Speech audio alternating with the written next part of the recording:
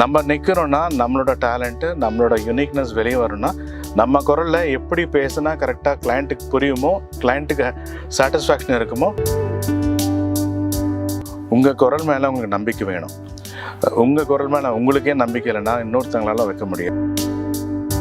இந்த இடத்துல ஸ்ட்ரெஸ் பண்ணுங்க, இது சொல்ல வேண்டாம், இது கொஞ்சம் டல்லாக இருக்குது, இது கொஞ்சம் எந்துவாக பேசணும், இந்த ஜானருக்கு எப்படி பேசக்கூடாது.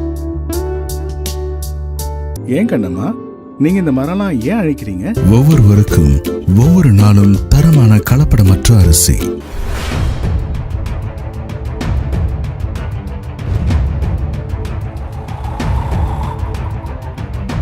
ஒரு வாய்ஸ் ஓவர் ஆர்டிஸ்ட் இருக்காங்க, அவங்க எத்தனை விதமான குரல்ல பேசலாம்?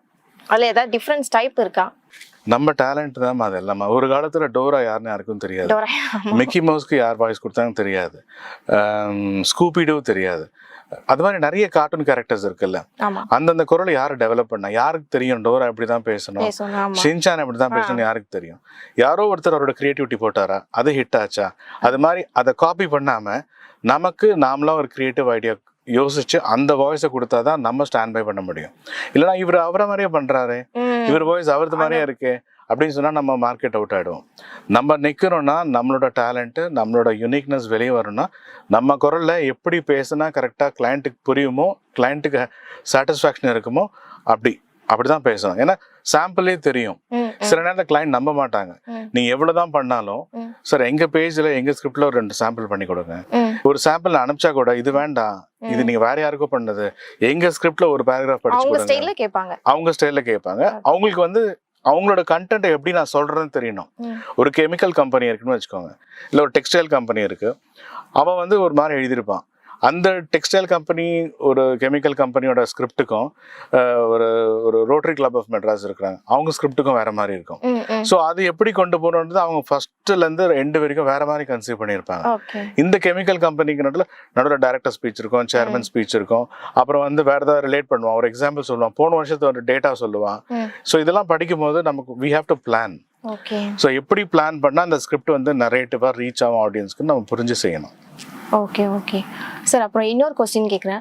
சார் வந்து மூவிக்கெல்லாம் வாய்ஸ் கொடுத்துருக்கேன், மூவி அண்ட் சீரியலுக்குலாம் பேசியிருக்கீங்களா? ரொம்ப சிலது தான் பண்ணியிருக்கேன். ஓடிடி மூவிஸ் பண்ணியிருக்கேன். லாஸ்ட் இயர் வந்து நடிக்கவும் ஆரம்பித்தேன். ஒரு ஆட் ஒன்று பண்ணேன், ஒரு வெப் சீரிஸ் ஒன்று பண்ணேன், ஒரு தமிழ் சினிமாவும் பண்ணியிருக்கேன்.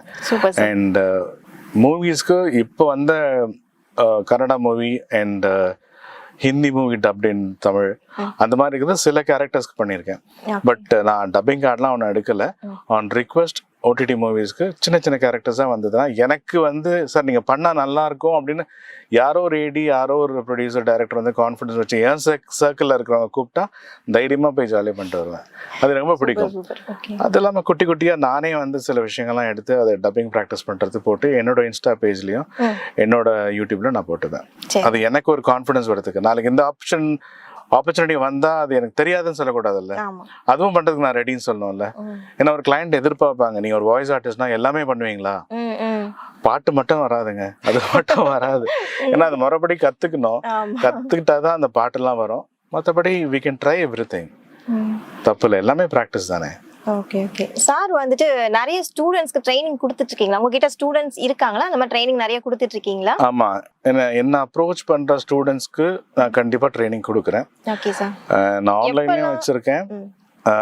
எப்பவுமே எப்போ கேட்டாலும் இந்த லாக்டவுன் டைம்ல தான் அதுவும் ஆரம்பிச்சுது. நான் சொன்னேன் நாலேஜ் ஷேரிங் சொல்லி. அப்போ வந்து என்ன பண்ணா வந்து நானும் சர்வே ஆகலாம் அப்படின்னு சொல்லும் போது இந்த மாதிரி ஒரு ஆன்லைன் பிளாட்ஃபார்ம்ல உங்க கோர்ஸை நீங்க சொல்லலாம், கோர்ஸா நீங்க டெவலப் பண்ணலாம்னு சொல்லும்போது நான் கோர்ஸ் எழுதினேன். வாய்ஸ் ஓவர் பத்தி புக்கு போடல, பட் கண்டென்ட்டா எழுதி பிபிடி மாதிரி போட்டு அதை வேர்ட் டாக்குமெண்டா கன்வெர்ட் பண்ணி அதை நானே ஷூட் பண்ணி அதை நானே ஆடியோலாம் கிரியேட் பண்ணி அதுக்கான ரெலவெண்டான இன்ஃபர்மேஷன்லாம் கேதர் பண்ணி அது ஒரு 8 மணி நேரம் எபிசோடா 8 மணி நேரம் கண்டென்ட்டா ஒரு 30 டாபிக்ல பிரிச்சு நான் அந்த பிளாட்ஃபார்ம் கொடுத்துருக்கேன். பிளஸ் யாராவது எனக்கு வந்து சார் எனக்கு வர முடியாது, நீங்க சென்னையில இருக்கீங்க, நான் கொல்கட்டால இருக்கேன், நான் பாம்பேல இருக்கேன், எனக்கு வந்து உங்க கோர்ஸ் மட்டும் வேணும் அப்படின்னு சொன்னா நான் கண்டென்ட்டாவும் கொடுப்பேன் அதுக்கு on a very nominal rate. But because நான் என்ன நம்புறேன்னா ஒருத்தருக்கு டேலண்ட் இருக்குன்னா அதுல ஹை சார்ஜபிளா விஷயம் இருக்கக்கூடாதுன்னு நம்புறேன். ஏன்னா இன்னைக்கு வந்து எல்லாமே ரொம்ப காஸ்ட்லியா இருக்கு. என் பசங்க படிக்கிற காலேஜ்லயும் பயங்கரமா ஃபீஸ் வாங்குறாங்க, அது ஒண்ணுமே பண்ண முடியல. பட் நம்ம தெரிஞ்ச சில விஷயங்கள் ஒரு நார்மல் ஃபீ தான் இருந்ததுன்னா அவங்களுக்கும் ஹெல்ப்பா இருக்கும்ல. ஆமா பிகாஸ் இது வந்து கம்ப்ளீட்டா டேலண்ட் பேஸ் தான் அது பேசிக்கலி. இது சொல்லி கொடுத்து என்ன மாதிரியே நீங்க பண்ணணும், கமல்ஹாசன் மாதிரி ரஜினி பண்ணணும், ரஜினி மாதிரி கமல்ஹாசன் பண்ணா முடியாது. அவங்கவுங்களுக்கும் ஒரு தனி டேலண்ட் இருக்கு. அதே மாதிரி தான் வாய்ஸ்லயும் அவங்கவுங்க டேலண்ட்டை அவங்கவுங்க எக்ஸிபிட் பண்ணி வெளியே கொண்டு வந்து கிளைண்ட் கிட்ட எப்படி பேசி அவங்க வந்து வாய்ஸ் ஆர்டிஸ்டா இருக்க முடியுமோ அதுதான் ஜெயிக்கும். நான் அவங்கள மாதிரி வரணும் இவங்கள மாதிரி வரணும் நம்ம வந்து பிரின்சிபலா எடுத்துக்கலாம், ஒரு உதாரணமா எடுத்துக்கலாம், அவங்கள மாதிரி ட்ரை பண்ணலாம். பட் அவங்களாவே ஆக முடியாது. அதுக்கான உதாரணங்கள்லாம் எடுத்துக்கலாம், கம்பேர் பண்ணிக்கலாம். அதாவது நானும் உங்களை மாதிரி ஒரு நாள் நல்லா வருவேன்னு சொல்லிக்கலாம். அந்த சேலஞ்ச் வந்து உள்ள நெருப்பு மாதிரி எரிஞ்சுக்கிட்டே இருக்கணும். நம்ம 4 நாள் சும்மா இருந்தால் கூட 5ஆவது நாள் வந்து நம்மளை தள்ளி விடும். அந்த அந்த அந்த ஒரு ஆஸ்பெக்ட் இருந்தாலே எல்லாருமே ஜெயிக்கலாம். சரி, இப்போ புதுசா வாய்ஸ் ஓவர் டப்பிங் ஆர்டிஸ்டா வரவங்களுக்கு நீங்க உங்களோட பர்சனலா என்ன அட்வைஸ் கொடுக்குறீங்க? என்ன மாதிரி குவாலிஃபிகேஷன் இருக்கணும், என்ன குவாலிட்டி இருக்கணும்? உங்க குரல் மேல உங்களுக்கு நம்பிக்கை வேணும். உங்க குரல் மேல உங்களுக்கே நம்பிக்கை இல்லைன்னா இன்னொருத்தங்களால வைக்க முடியாது. நீங்க பாடுவீங்கன்னு உங்களுக்கு தெரியும்ல, நீங்க பாடுவீங்கன்னு சொல்லிட்டு ஒரு ஸ்டேஜ்ல போய் நீங்க பாடினாதான் உங்க பாட்டை 4 பேர் கேட்பாங்க.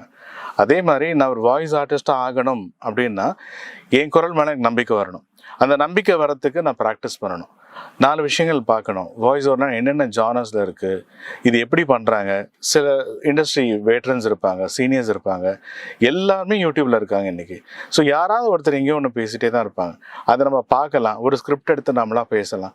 இல்லை யாராவது ஒரு ஆளோட நம்பர் கிடைச்சா, ஒரு ட்ரெயினர் நம்பர் கிடைச்சா, சார் நான் பண்ணியிருக்கேன், இது மாதிரி நான் ட்ரை பண்றேன், இது கேட்டு எனக்கு சொல்லுங்க, இது நல்லா இருக்கா, நான் இதில் வர முடியுமா, என் குரல் இதுக்கெல்லாம் தகுதியா, இது நான் எலிஜிபிளா இருப்பேனா, என்னால் இது செய்ய முடியுமான்றது ரொம்ப டவுட் வரும். அந்த மாதிரி வரும்போது தாராளமாக அவங்க கேட்பாங்க. அதுக்கெல்லாம் வந்து நோ ஹெசிடேஷன். நான் அதில் இருக்க பிழைகள் மட்டும் சொல்லி இந்த இடத்துல ஸ்ட்ரெஸ் பண்ணுங்க, இது சொல்ல வேண்டாம், இது கொஞ்சம் டல்லாக இருக்கு, இது கொஞ்சம் எந்துவா பேசணும், இந்த ஜானருக்கு எப்படி பேசக்கூடாது, இது இந்த மாடுலேஷன் இருக்கணும்ன்றதை சொல்லுவேன். சொல்லும் போது அவங்களுக்கு வந்து ஒரு எனர்ஜி கிடைக்கும். ஸோ ஓகே, ஒருத்தர் நம்மளோட வாய்ஸை வந்து கேட்டு நமக்கு வந்து ஃபீட்பேக் சொல்றாரு சார், அப்புறம் நெக்ஸ்ட் என்ன சார் பண்ணலாம் அப்படின்னா நான் அடுத்த ஸ்டெப் என்னன்னு சொல்லுவேன். ஸோ ப்ராக்டிஸ் பண்றதுக்கான விஷயம் நிறைய இருக்கு இது உள்ள. அவங்களே ப்ராக்டிஸ் பண்ணலாம், இல்லை என்கிட்ட ஒர்க் ஷாப் வரணும்னா கூட வரலாம். பட் வாட்ஸ்அப்ல தான் கேட்டு தெரிஞ்சுக்கிறோன்னா கூட தெரிஞ்சுக்கலாம். It's all optional. இது வரைக்கும் சார் எவ்வளவு ஸ்டூடெண்ட்டை ட்ரெயின் பண்ணி வெளில அனுப்பியிருப்பீங்க? எத்தனை பேர் ஃபீல்டில் இருக்காங்க? ஏதாவது ஐடியா இருக்கா? நிறைய பேர் இருக்கிறாங்க. சில பேர் வந்து மூவிஸ் தான் பண்ணணும்னு சொல்லிட்டு அடமெண்டா டப்பிங் ஆர்டிஸ்ட் யூனியன் கார்டு எடுத்துட்டு அந்த பக்கம் போயிட்டாங்க. சில பேர் வந்து நான் வாய்ஸ் ஆர்டிஸ்டாவே இருக்கேன்னு சொல்லிட்டு இருக்கிறாங்க. பட் அவங்களாம் கிளைண்ட் எங்க சார், நீங்க உங்களுக்கு மட்டும் எப்படி சார் கிளைண்ட் வருது, எங்களுக்கு வரமாட்டேங்குது, நாங்க எங்க போய் எங்க வாய்ஸ் வந்து கொடுக்கறது, யார் எங்க வாய்ஸை கேட்பாங்கன்றதுக்கெல்லாம் என் கிளைண்ட்டை தூக்கி அவங்க கொடுக்க முடியாது. ஏன்னா என் கிளைண்ட் ஃப்ரெஷரா ஒரு வாய்ஸ் கேட்டானா அந்த வாய்ஸ் வந்து நான் அவங்களுக்கு கொடுக்கலாம். பிகாஸ் நீங்க பண்ணாதீங்க, உங்க டீம்ல யாராவது ஒருத்தர் இருந்தாலும் எனக்கு ஒரு ஃப்ரெஷ் வாய்ஸ் வேணும் அப்படின்னு கேட்டா யார் வந்து எலிஜிபிளா இருக்கிறாங்களோ அவங்களோட சாம்பிள்ஸ் வாங்கி நான் அனுப்புவேன். நான் ஒரு வாட்ஸ்அப் குரூப் வச்சிருக்கேன். இந்த குரூப் வந்து லாஸ்ட் ஒரு 2.5 to 3 years இருக்கு. இதுல ஒரு 250 பேர் இருக்காங்க. இதுல all India people are there. அதுல Kannada, Kannada language and English, Hindi, Odisha, Telugu, Malayalam, எல்லா ஆர்டிஸ்டும் எல்லா லாங்குவேஜும். இது எதுக்கு ஸ்டார்ட் பண்ணோம்னா இது ஒரு ஃப்ரீ ஆஃப் காஸ்டா வந்து இது ஒரு குரூப்பா இருந்ததுன்னா யாருக்கு எந்த ஆப்பர்ச்சுனிட்டி வந்தாலும் இதுல போடுங்க, 4 பேருக்கு ஆடிஷன் ட்ரை பண்ணலாம். ஏன்னா ஃபேஸ்புக்ல வருது ஃபேக்கா இருக்கலாம், நிறைய ஃபேஸ்புக் ஃபேக் இருக்கு. சில பேர் வந்து தேவையானவங்க அப்ரோச் பண்ணும்போது பதில் சொல்ல மாட்டாங்க. அந்த ரெக்குவயர்மெண்ட் இருக்கா முடிஞ்சிருச்சான்னு தெரியாது. அவங்க எல்லாம் வந்து கேட்பாங்க, சார் எப்படி சார் அப்ரோச் பண்றது, ஒன்று வந்துச்சு நான் அப்ளை பண்ணேன், எவ்வளவு சார்ஜ் பண்றேன்னு தெரியலையே, எங்கேயோ ஒரு இடத்துல ஸ்டக் ஆயிடுறாங்கல்ல. ஸோ இந்த மெட்ரிக்ஸ் இருக்கு. இந்த வாய்ஸ் இண்டஸ்ட்ரிக்குள்ள வந்து ஒரு வாய்ஸ்க்கும் ஒரு குவாலிட்டி இருக்கு, ஒரு டைம் எஃபர்ட்ஸ் இருக்கு, ஒரு ஸ்டுடியோ சார்ஜஸ் இருக்கு. சில பேர் ஹோம் ரெக்கார்டிங் பண்ணிக்கலாம், சில பேர் ஸ்டுடியோல பண்ணுவாங்க. எதுக்கு என்னென்ன சார்ஜ் பண்ணணும், இது எல்லா இன்ஃபர்மேஷனும் என்னோட ஒர்க் ஷாப்லயும் சரி, என்னோட ஆன்லைன் கிளாஸ் எல்லாம் சொல்லி கொடுத்துருக்கேன். நேர்ல கேட்டாலும் நான் தெளிவா சொல்லுவேன். ஏன்னா சில பேருக்கு தெரியாது, இது தப்பான ஒரு சாம்பிள் எடுத்து ஒரு கரெக்டான கிளைண்ட் கொடுக்க முடியாது. அவன் என்ன கேட்கறானோ ஆக மொத்தம் உங்களுக்கு வாய்ஸ் வேணும் அவ்வளவுதானே, ஏதோ ஒன்று இது வச்சுக்கோங்க கேளுங்க அப்படின்னு சொல்லிட்டு ஃபாலோ பண்ணுவாங்க. நான் கேட்டேன் சார் ரிப்ளை பண்ணலன்னா நீங்க என்ன அனுப்பிச்சிங்கன்னா ஏதோ ஒன்று அனுப்பிச்சிருப்பாங்க. அப்படி அனுப்ப முடியாதுல்ல. நமக்கு வந்து இப்போ ஒரு இ-லேர்னிங் கிளைண்ட்னா அந்த இ-லேர்னிங் சாம்பிள் தான் அனுப்பணும். இல்ல சில கிளைண்ட் வந்து எனக்கு வாய்ஸ் டெமோ வேணும்னா வாய்ஸ் டெமோ மட்டும் தான் அனுப்பணும். அதுல புரிஞ்சுப்பா வெர்சடைல் ஆர்டிஸ்டா இல்ல வந்து ஒரு பிகினரா அமெச்சூரான்னு புரிஞ்சுப்பாங்க. ஸோ எல்லா ஜானர்லயும் ஒரு வாய்ஸ் சாம்பிள் இருக்கிறது நல்லது. அண்ட் ப்ராக்டிஸ் கண்டிப்பா பண்ணணுமா, தட்ஸ் வெரி வெரி இம்பார்ட்டன்ட். எல்லாமே ஏன்னா கிளைண்ட் வந்து நீங்க கூகுள் சர்ச் பண்ணாலே கிடைப்பாங்க. இன்னைக்கு இந்த வாய்ஸ் ஆர்டிஸ்ட் குரூப்ல எது ஜெனுவன், எந்த கிளைண்ட் கிட்ட வந்து நம்பி வாய்ஸ் கொடுக்கலாம், யாரு ஏன்னா அனுப்பிச்சிட்ட பிறகு பேமெண்ட் வரல சில பேர் ரொம்ப ரொம்ப கஷ்டமான விஷயம் என்னன்னா, நான் பண்ணிட்டேன், அவங்க ஃபோன் எடுக்க மாட்டாங்க, பேமெண்ட்டே வரல சார், என்ன சார் பண்றது? அவங்க என்கிட்ட பேச கூட மாட்டாங்க. எங்கேயோ நம்பர் எடுத்து நீங்க எவ்வளவு பேருக்கு சொல்றீங்க எனக்கு சொல்லுங்கன்னா, எனக்கு எல்லா நேரத்திலும் எல்லார்ட்டையும் ஃபோன்ல பேசிட்டே இருக்க முடியாது. அதனாலதான் மெயினா வந்து இந்த குரூப் ஆரம்பிச்சு இதுல ஏதாவதுன்னா டெக்ஸ்ட் பண்ணிடுவேன். I'll be available always. சில பேர் வந்து வாட்ஸ்அப் குரூப்ல இருக்க மாட்டாங்க, பட் நான் இருப்பேன். ஏன்னா இந்த டொமைன்ல நிறைய பேர் வரணும்னு ஆசைப்படுறேன்.